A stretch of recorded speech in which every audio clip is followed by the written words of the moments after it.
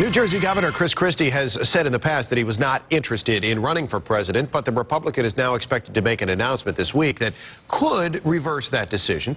A new poll out by the Washington Post and ABC News has Christie tied for 4th place with Ron Paul if he does decide to run.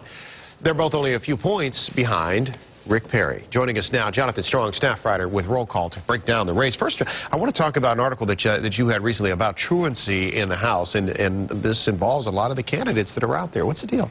I looked at 2 members who are also serving in the House of Representatives, where they represent about 600,000 people, and both of them have missed quite a few votes while they've been out on the campaign trail.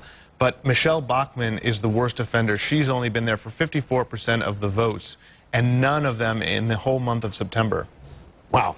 That's now, how does that compare with some of the other folks that you looked into? Well, Ron Paul has been there over 80% of the time, and Thaddeus McCotter, during his brief, ill-fated bid for the presidency, was voting 87% of the time, which was the best. Okay, so that's a look at the truancy in the House. Now let's talk about the White House itself, and especially when we talk about the GOP field here.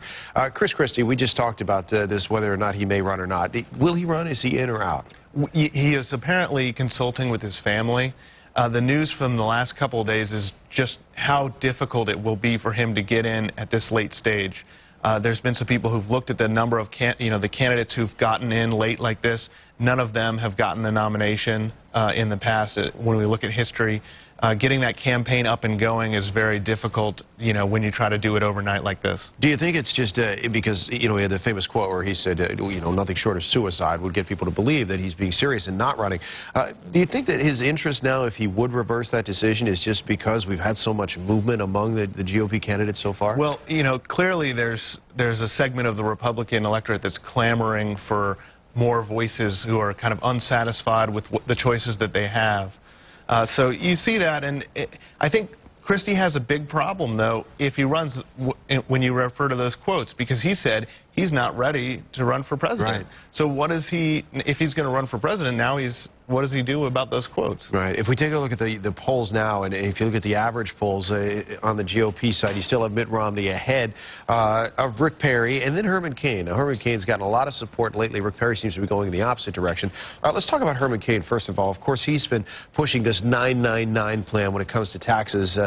But can he win, or could he get a nod or get the attention just based on that, or does he need to show more than that? A lot of the Republican voters that I talk to, they like Herman Cain a lot, but they have this reservation about him that he's not electable. I'm trying to kind of pin down where that's coming from. Maybe that he's too far to the right or too boisterous. I'm not sure exactly where it's coming from. All right, and Rick Perry, of course, the latest coming out of his ranch in Texas and the name there.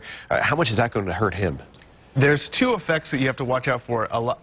People in the middle are going to be offended by this, but in the echo chamber on the right, you see people rallying around him saying the liberal media is trying to attack him. So there's multiple dynamics here. We'll see how it plays out. And for Mitt Romney, he's still on top right now. Does he just try to stay out of the headlines right now and try to, let everybody else get the attention? So far, so good. If you're Mitt Romney, you're kind of keeping above the fray. You're avoiding attacks that could hurt you. You're very happy that Perry has taken the fall after that lead that he had. Yeah. When the Republican Party and the members look at these candidates right now, at what point do they start looking at, or if not already, not just who is the darling of the GOP right now, but who could actually beat President Obama in an election? And that's what we're starting to see, is these voters are more and more focusing on who the most electable person is, rather than just who has X, Y, and Z policy positions that they support.